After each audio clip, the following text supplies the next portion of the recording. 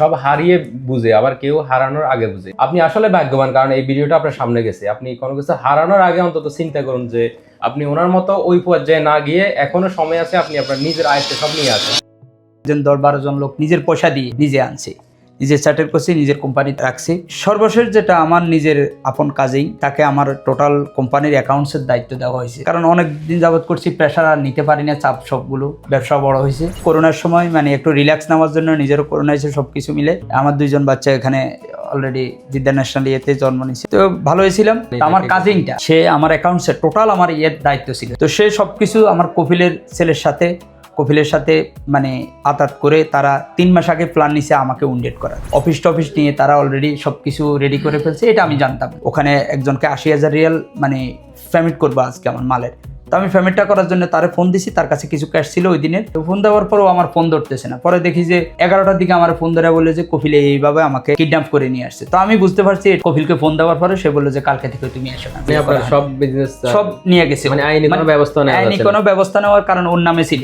ওরা আমাকে মার্কেটে রেখে ওই আমার কাজিন সহ, আমার মালিক সহ, আসি অফিস থেকে যা আছে তার কাপড় চোপড় সবগুলো নিয়ে গেছে। তো আমার ডকুমেন্টসটা সব ল্যাপটপ, আমার কাছে কোনো, আমার 250 কাস্টমার, আমার প্রায় 8 লক্ষ রিয়াল আমার ওখানে ছিল, লেনদেন ছিল। এগুলো সবগুলো আমার কাজিন যায়, কপিলকে দিয়ে সেগুলো ইয়ে করে আমাকে টোটাল ওখান থেকে আর মার্কেটে দিয়ে দিয়েছে 6 লক্ষ রিয়াল। উনি একা না, এরকম শত শত প্রবাসী এভাবে প্রতারিত হতেছে, মানে অন্যের নামে বিজনেস করে, পরে দেখা যায় ওরা মানে অনেক সময় গাদ্দারি করে ফেলে, নিয়ে যায়।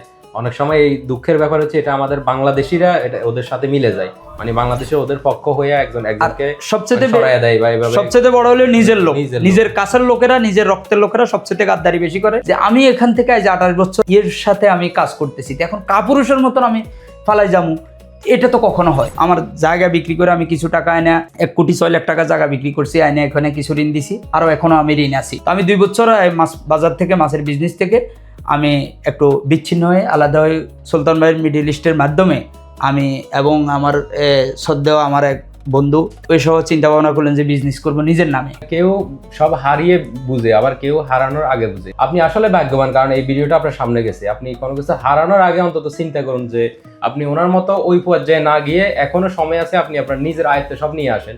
আপনারা এরকম, আমি জানি অনেক প্রবাসীরা আছেন এখনো পর্যন্ত হাই রিস্কে বিজনেস করতেছেন, অন্যের নামে গিয়ে মিলিয়ন টাকা ইনভেস্ট করে ফেলতেছেন, যে কোনো সময় হুট করে আপনার চলে যেতে পারে। এরকম আমি দেখছি 20 বছর বলে আমার কফিল ভালো, আমার সব ভালো, 20 বছর ধরে তার নামে করতেছে, হুট করে ঘুম থেকে উঠে দেখে সে খারাপ হয়ে গেছে, বা ইনকেস হে অসুস্থ হয়ে হাসপাতাল চলে গেছে বা মারা গেছে, তার ফ্যামিলি এসে ওর বিজনেস ভাগ করে নিয়ে যায়। এটা একবারে অহরহ ঘটনা।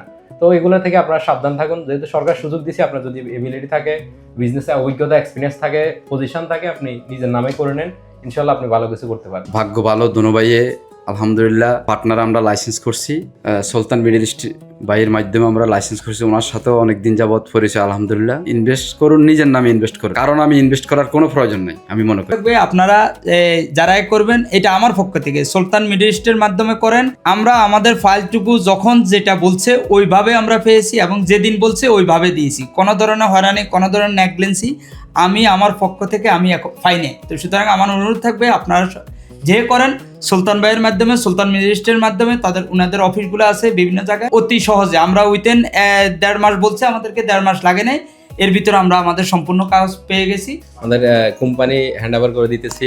আপনাদেরকে অসংখ্য ধন্যবাদ। আর আমরা আপনাদের উত্তরোত্তর সফলতা কামনা করি। আপনারা এভাবে এগিয়ে যান। আপনারাও সবাই ওনাদের জন্য দোয়া করবেন, যেন ওনারা ভবিষ্যৎ জীবনে সাকসেস হতে পারে, কামিয়াবি হাসিল করতে পারে।